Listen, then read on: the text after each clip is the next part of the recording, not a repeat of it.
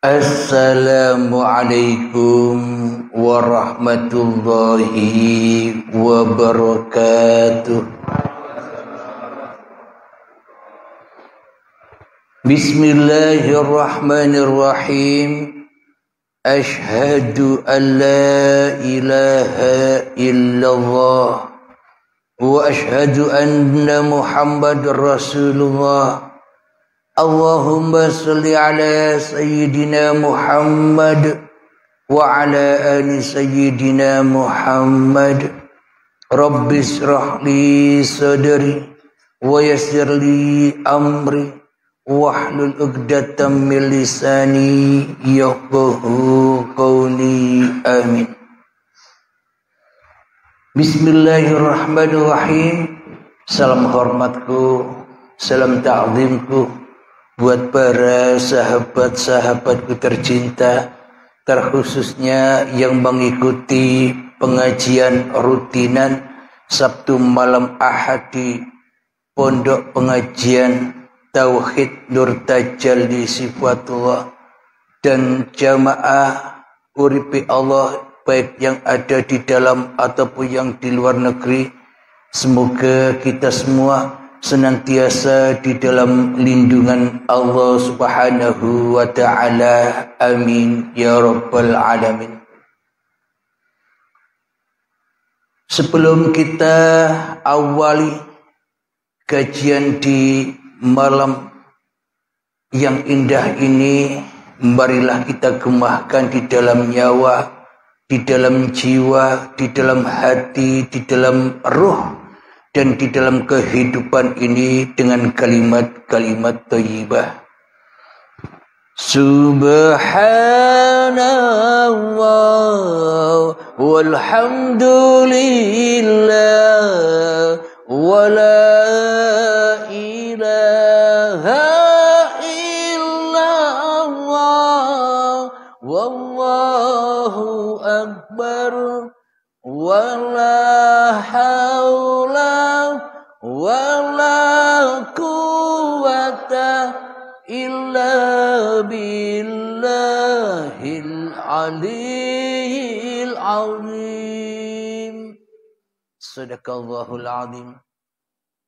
Dan untuk menghormati bulan Rajab ini, marilah kita gemahkan pujian agar kita selalu diberkahi oleh Allah Subhanahu wa ta'ala. Allahumma barik lana fi Rajabin wa Sya'bana wa ballighna Ramadana. Allahumma barik lana fi Rajabin wa Sya'bana wa ballighna Ramadana. Alhamdulillahirabbil alamin. Kajian malam ini adalah tentang kisah penzina dengan anjing yang sudah tersohor kisahnya. Ada seorang wanita penzina yang tiap detik, tiap waktu, tiap hari melakukan dosa perzinahan. Suatu saat ia melihat seekor anjing yang kehausan. Maka ia dengan rela, ridho, dengan kasih sayangnya, merasa iba di dalam hatinya membantu anjing untuk melepaskan dahaganya, mengambilkan air dengan sepatunya sehingga diberikanlah kepada anjing. Dengan kejadian itu, Al-Kisah perempuan atau penzina itu diampuni oleh Allah dari segala dosa-dosanya dan masuk ke surga. itu cerita dohiriyahnya. Namun semua cerita-cerita yang ada di dohiriyah, kisah-kisah yang ada di syariat, syarat mengandung makna yang mutasyabihat, makna yang rahasia yang selama ini tak pernah diungkap oleh manusia. Kenapa manusia tidak bisa mengungkap makna-makna yang mutasyabihat, makna-makna yang rahasia di atas rahasia? Karena manusia sibuk dengan kemanusiaannya. Karena manusia sibuk dengan hukum-hukum manusianya. Karena manusia sibuk dengan agama-agama manusianya di hatinya. Sehingga luput memandang asar atau mutasabihatnya ayat-ayat yang terjadi di sekitar kita ataupun ayat-ayat yang sudah tersohor diceritakan. Alhamdulillahirabbil alamin. Jadi makna mutasabihatnya itu adalah jadi penzina itu bukan hanya perempuan saja. Laki-laki pun juga penzina di sisi Allah. Bila di dalam hatinya tak ada Tuhan yang mentuhaninya. Bila di dalam hatinya yang wujud, yang hidup, yang nampak, yang jelas dan yang berkuasa masih hawa nafsunya. Ibarat anjing yang sedang kehausan. Itulah orang-orang penzina. Ya termasuk saya juga sama. Seluruh manusia ketika di dalam hatinya masih kewujudan diri manusianya yang ada. Kewujudan diri manusianya yang hidup. Dan kewujudan diri manusianya yang berperan dan berkuasa atas segala kehidupan dunia ini. Itulah yang disebut fahsya wal mungkar. Itulah zina itu. Jadi zina secara syariatnya ya berzina. Hubungan antara laki-laki dan perempuan. Zina juga bisa hubungan antara perempuan dan perempuan. Zina juga bisa antara laki-laki dan laki-laki seperti kaumnya Nabi Lut. Cinta kepada sejenisnya. Alhamdulillahirabbil alamin. Di dalam kehidupan ini bila kita hidup tanpa Tuhan, berarti selama ini kita telah mengikuti, kita telah menjadikan iblis dan setan sebagai pemimpin-pemimpin kita. Kita dengan relanya, kita dengan ridhonya, diutus, dirasuli, disuruh apa saja oleh iblis dan setan, mau. Disuruh duduk oleh iblis dan setan, mau. Disuruh berdiri oleh iblis dan setan, mau. Disuruh sholat dengan iblis dan setan, mau. Disuruh ibadah dengan iblis dan setan, mau. Disuruh bekerja dengan iblis dan setan, mau. Semuanya serba disuruh, diperintah, dirasuli, diutus oleh iblis dan setan. Jadi siapakah sebenarnya setan itu? Jadi siapakah sebenarnya iblis itu? Di dalam ayatnya Allah. Inna syaitana lakum aduwwum mubin. Sesungguhnya setan itu adalah musuh yang nyata bagimu. Coba kita lihat, coba kita tengok ke dalam hati kita, siapa yang wujud?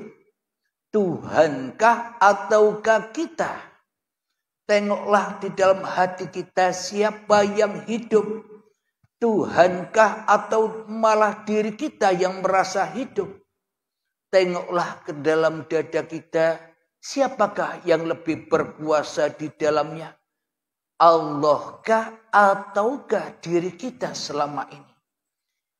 Inilah yang disebut setan yang nyata, yakni ketika kita selama ini merasa lebih wujud daripada wujudnya Allah.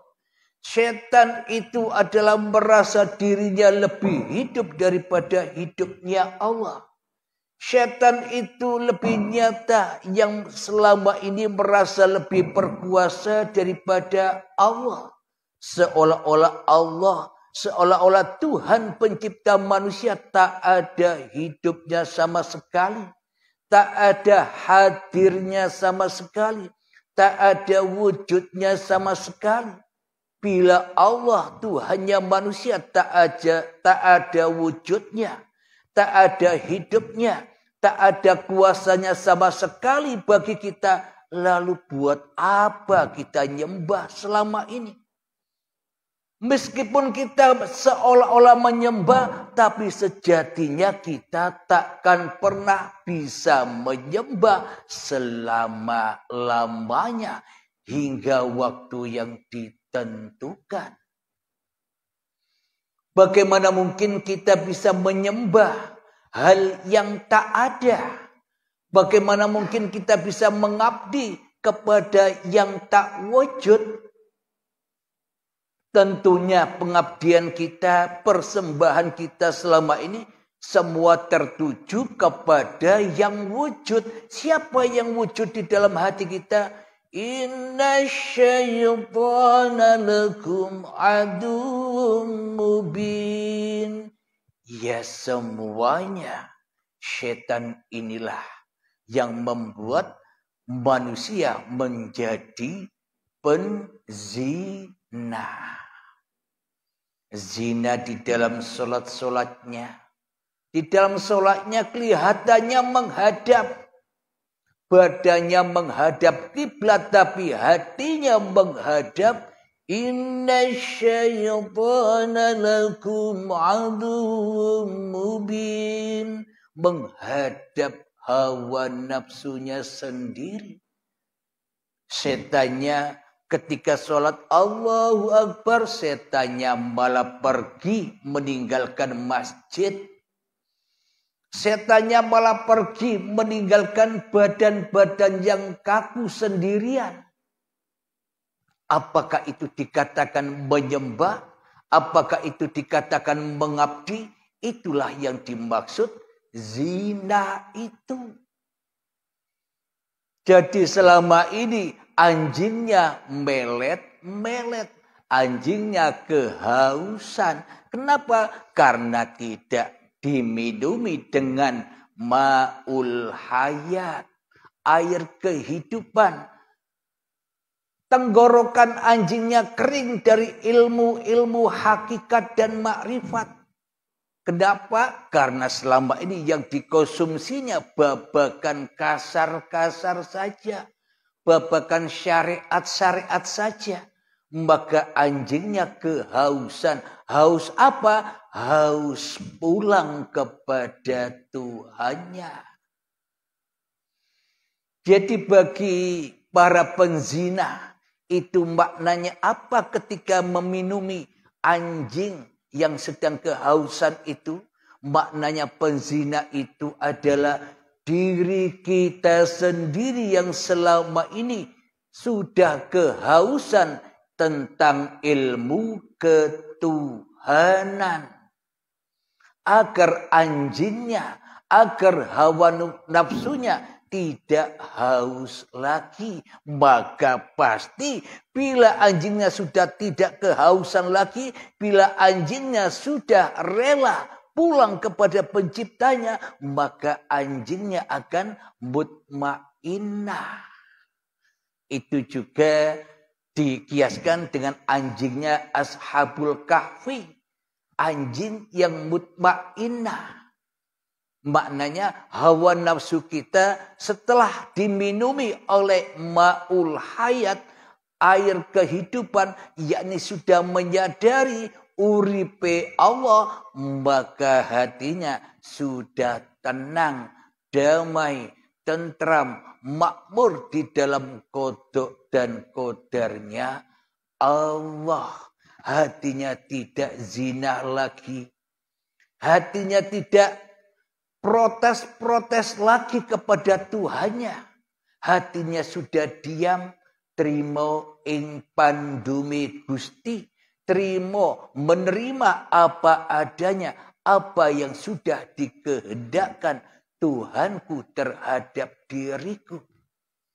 Karena apa? Karena anjingnya sudah tidak haus lagi. Ya pasti yang meminumkan air kepada anjing ya pasti masuk surga. Karena yang meminumi anjing itu juga sudah jadi ahli surga. Manusianya sudah taubat dari perzinaannya. Bertobat bagaimana caranya? Apa dengan banyak membaca istighfar? Jutaan istighfar kita baca pun, bila kita masih lebih wujud daripada Allah sebagai Tuhan, bila kita di dalam hati kita merasa lebih hidup daripada Tuhan, maka istighfar miliaran pun ya tak ada gunanya. Malah tambah besar dan tambah besar kewujudan setannya. Karena merasa bangga dengan istighfarnya. Karena merasa mulia dengan istighfarnya. Karena merasa sudah diampuni dengan istighfarnya. Karena masih ada manusianya yang berlagak seperti Tuhan di dalam hatinya. Jadi bagaimanakah istighfar yang sebenar-benarnya istighfar? Maknanya bertaubat yang sebenar-benarnya bertaubat agar tidak menjadi penzina lagi. Agar anjingnya selamat dari perzinahan. Agar anjingnya tidak haus lagi. Maknanya untuk menyelamatkan diri kita dari perzinahan. Dan agar anjing yang menggonggong, yang selama ini rakus kepada dunia, tidak rakus lagi untuk selalu memikirkan dunia, maka kita wajib melepaskan apa-apa yang bukan milik kita. Harta bukan milik kita. Ilmu bukan milik kita. Amal bukan milik kita. Inna sholati wa nusuki wa mahyaya wa mamati lillahi rabbil alamin. Itulah buktinya bahwa kita tidak punya apa-apa dan bahwa kita pun juga tidak punya siapa-siapa. Alias yatim piatu. Sama dengan Kanjeng Nabi Muhammad, yatim piatu. Apa maknanya yatim piatu? Tidak mengaku-akui bahwa hidup ini hidupnya. Tidak mengaku-akui di dalam hatinya bahwa badan ini badannya. Apalagi sholatnya, apalagi ibadahnya, apalagi ilmunya, apalagi harta-hartanya yang selama ini menyiksa hatinya. Dengan harta kita disiksa di dalam dunia ini. Terbelenggu di dunia ini. Alhamdulillahirabbil alamin. Jadi yang dimaksud penzina adalah seluruh manusia yang jauh dari jalan Tuhannya. Yang dimaksud penzina adalah hati yang belum bisa lillahi ta'ala. Jadi menit per menit, detik per detik di dalam kehidupannya selalu berzina. Pandangannya zina, pendengarannya zina. Maka sejujurnya lah kita harus mencari ma'ul hayat untuk meminumkan air kehidupan ini kepada hawa nafsu kita. Karena barang siapa yang memperturutkan hawa nafsunya, ia adalah lebih rendah daripada anjing itu. Alhamdulillahirabbil alamin. Sebelum kita lanjutkan kajiannya, marilah kita berlatih di dalam menghening-heningkan hati kita, jiwa kita, nyawa kita, roh kita, kehidupan kita, menggelap-gelapkan semua yang bukan milik kita agar nyata nurullah, agar nyata uripe Allah. Ketika kita sudah sampai kepada titik rela, ridho bahwa hidup dan badan ini bukan milik kita. Mengheningkan cipta, mulai bismillahirrahmanirrahim. Silakan.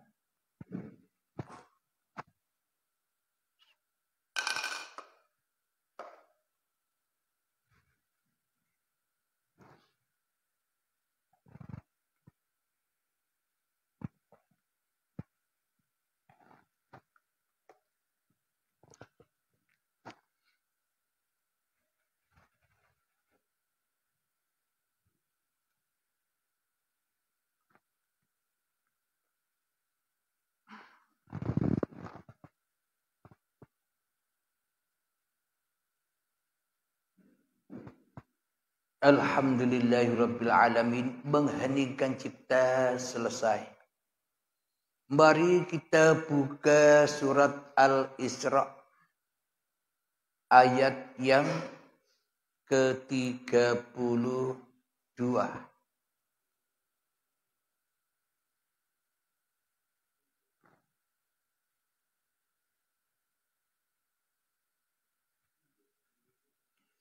A'udzu billahi minasy syaithanir rajim. Bismillahirrahmanirrahim. Wala taqrabuz zina innahu kana fahisyah wa sa'a sabila. Artinya, dan janganlah kamu mendekati zina. Zina itu sungguh suatu perbuatan keji dan suatu jalan yang buruk. Jadi ujung pangkalnya zina itu apa? Jalan yang buruk itu apa? Ketika manusia yang masih jadi Tuhan di dalam hatinya, itulah hakikat zina itu. Ketika manusianya masih lebih wujud daripada wujud Tuhannya di hatinya, sholatnya, ibadahnya, semua yang dilakukan di dalam kehidupan ini full penuh dengan perzinahan. Di sisi Allah, apa sih maknanya zina itu? Ya dosa besar. Apa sih dosa besar itu? Ya wujud diri manusiamu, itulah hakikat dosa itu. Ketika manusiamu masih ada di dalam hatimu, ya dosa terus, ya terbakar terus, ya disiksa terus di dalam alam kubur dan alam jahanam yang berbahan bakarkan badan-badan manusia dan hati yang keras melebihi kerasnya batu. Kenapa mereka dihukum? Kenapa kita disiksa? Karena selama ini kita berzina terus. Sampai kapan kita disiksa terus? Sampai kita rela, ridho mencarikan anjing kita yang kehausan ini dengan ma'ul hayat. Dengan air kehidupan. Supaya hati ini hidup, dikasih apa? Ya belajar ilmu, hakikat dan makrifat. belajar ilmu ketuhanan. Bagaimana caranya beriman yang benar. Bagaimana caranya bersyahadat yang benar. Itu yang harus dicari. Itu yang harus dikaji. Selama iman kita tidak benar, maka rukun Islam syahadat kita pun tidak benar. Bagaimana mungkin kita bisa bersyahadat kepada yang gaib? Bagaimana mungkin kita bisa bersyahadat kepada yang tak wujud? Berarti selama ini kita akan bersyahadat kepada penzina dan anjing. Selama ini yang kita saksikan, yang kita lihat di dalam diri kita, penzina dan anjing yang disaksikan. Masih hidup dan badan manusianya yang jadi Tuhan, bagaimana bisa menyaksikan Tuhan? Bila kita sudah sadar bahwa kita bukan Tuhan, bila kita sudah sadar bahwa kita hanyalah khalifah, wakil-wakil Allah, berarti wakil-wakil Allah kan tidak harus jadi Allah, tidak harus jadi ketua. Selama ini kan posisi kita seolah-olah kitalah sebagai ketuanya. Allahnya disingkirkan, Allahnya rakanggo. Karena selama ini kita yang jadi Tuhannya. Allahnya goib, tidak bisa apa-apa. Lalu buat apa kita nyembah yang tidak bisa apa-apa? Kita lanjutkan ayat yang selanjutnya di surat Al-A'raf. Ayat yang ke-175. Bismillahirrahmanirrahim. وَاتْلُ عَلَيْهِمْ نَبَأَ الَّذِي آتَيْنَاهُ آيَاتِنَا فَانْسَلَخَ مِنْهَا فَأَتْبَعَهُ الشَّيْطَانُ فَكَانَ مِنَ الْغَاوِينَ.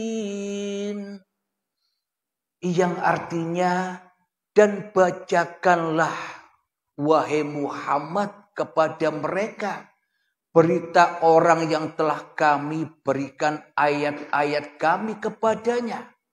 Kemudian dia melepaskan diri dari ayat-ayat itu. Lalu dia diikuti oleh setan.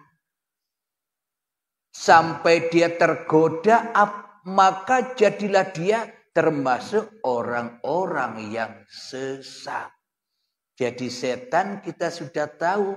Siapa setan itu? Ya ketika kita yang masih lebih wujud daripada wujud Tuhan. Setan itu siapa? Yang tak mau bersujud kepada Adam. Yang tak mau bersujud kepada asal-usulnya. Asal-usulnya tidak ada. Maunya pingin ada terus. Maunya Allahnya saja yang tidak ada. Bila memang hidup ini milik kita, maka kita takkan pernah mati. Lalu kenapa manusia mati? Karena sejatinya manusia tak punya hidup. Kita lanjutkan ayatnya. Walau syi'na la rafa'nahu biha walakinnahu akhlada ilal ardi wattaba'a hawa. فَمَثَلُهُ كَمَثَلِ الْكَلْبِ إِنْ تَحْمِلْ عَلَيْهِ يَلْهَثْ أَوْ تَتْرُكْهُ يَلْهَثْ ذَلِكَ مَثَلُ الْقَوْمِ الَّذِينَ كَذَّبُوا بِآيَاتِنَا وَقَصُصِ الْقَصَصَ لَعَلَّهُمْ يَتَفَكَّرُونَ. Yang artinya, dan sekiranya kami menghendaki, niscaya kami tinggikan derajatnya dengan ayat-ayat itu. Maknanya ayat-ayat itu apa? Yakni ayat-ayatnya Allah. Siapa yang bisa membaca ayat-ayatnya Allah? Ya Allah sendiri. Bila yang ada, bila yang wujud, bila yang hidup masih manusianya, yang dibaca manusia ya ayat-ayat setan saja. Kenapa? Karena manusia mengikuti setan terus, menjadikan pemimpin-pemimpin hatinya iblis dan setan.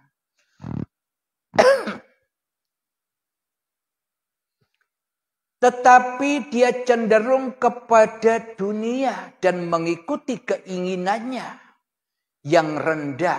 Maka perumpamaannya seperti anjing. Jika kamu menghalaunya, dijulurkannya lidahnya. Dan jika kamu membiarkannya, ia menjulurkan lidahnya juga. Demikianlah perumpamaan orang-orang yang mendustakan ayat-ayat kami. Maka ceritakanlah kisah-kisah itu agar mereka berpikir. Inilah bukti bahwa semua kisah-kisah yang dulu pernah kita dengar, itu semua hanyalah kiasan-kiasan. Hati kita pun juga berlaku demikian. Sama dengan ceritanya Musa dan Fir'aun.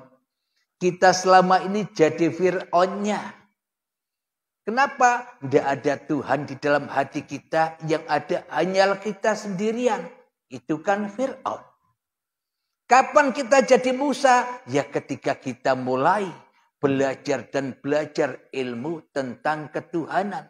Bila sudah sampai manusia di dalam alam kenabian, alam kerasulan, maka ia akan diabadikan di dalam Al-Quran. Muhammad, bukan kamu yang melempar itu, tapi aku yang melempar.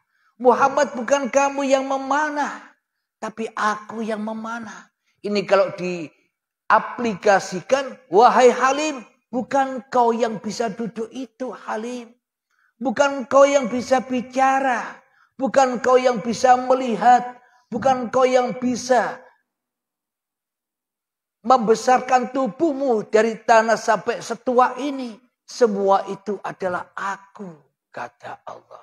Itulah alam kenabian, alam kerasulan. Itulah yang dimaksud aulia Allah, para wali-walinya Allah.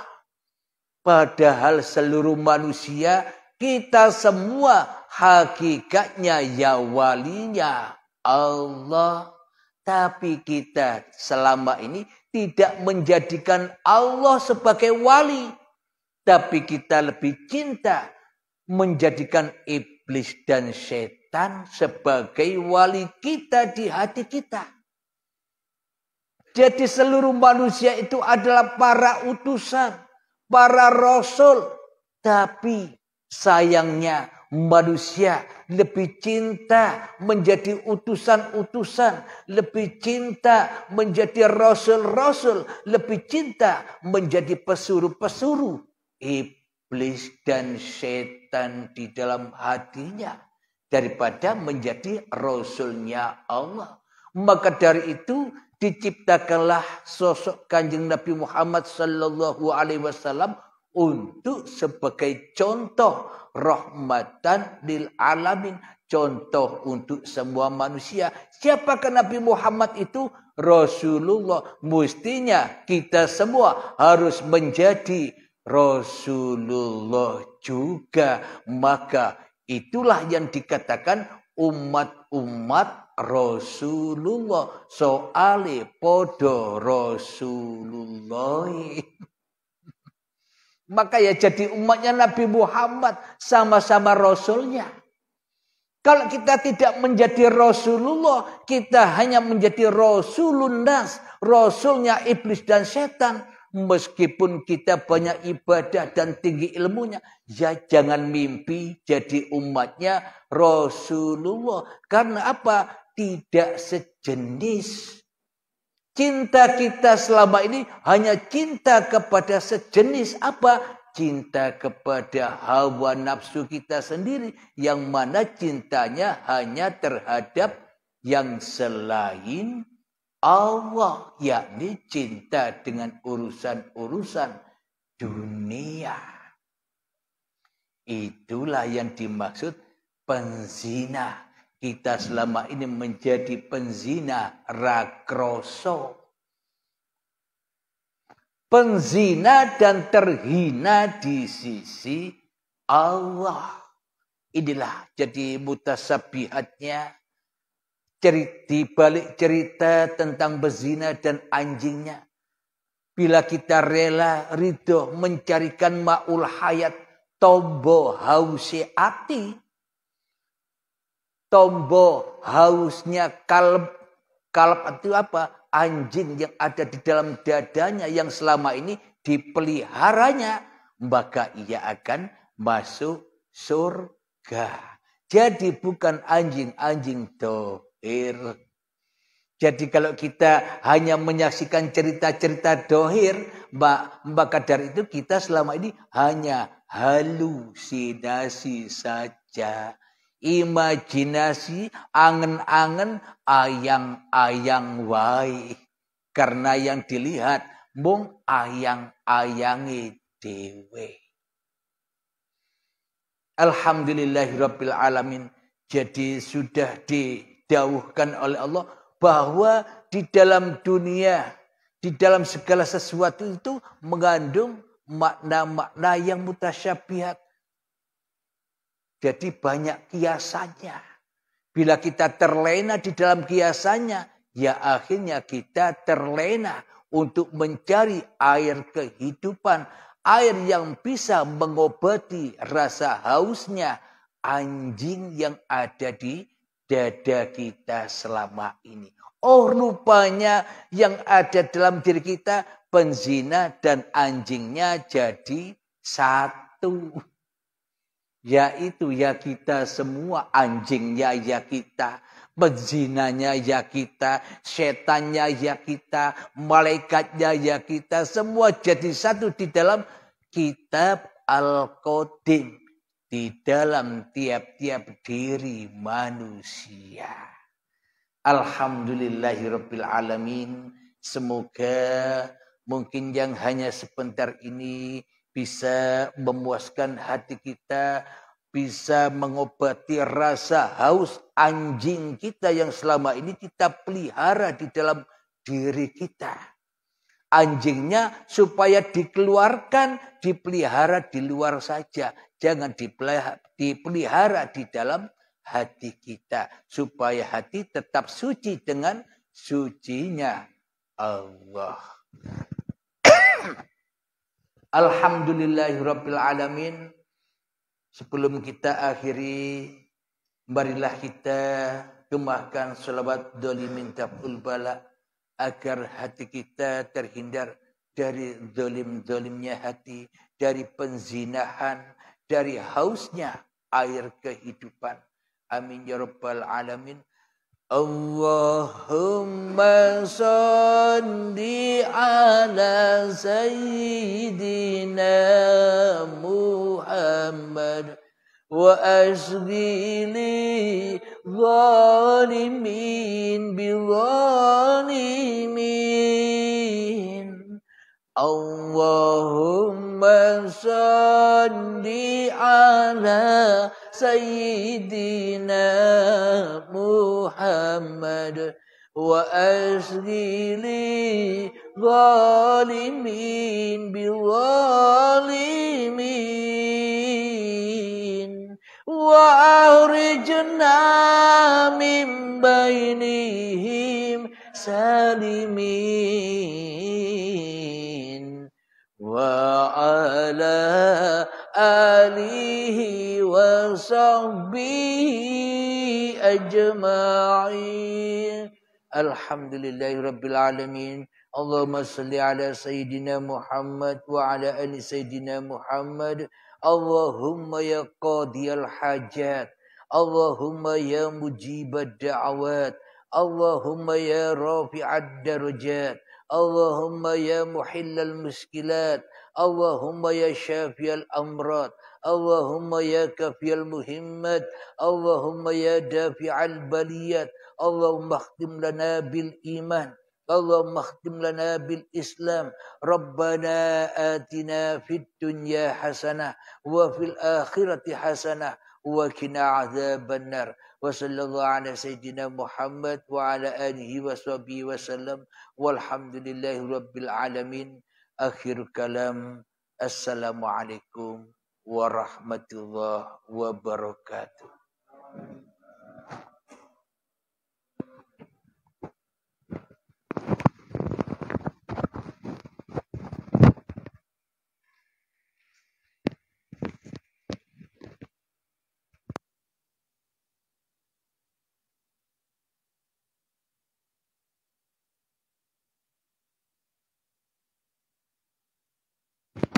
Alhamdulillahirabbil alamin. Kira-kira sahabat-sahabatku ada pertanyaan? Ayo yang mau bertanya silakan.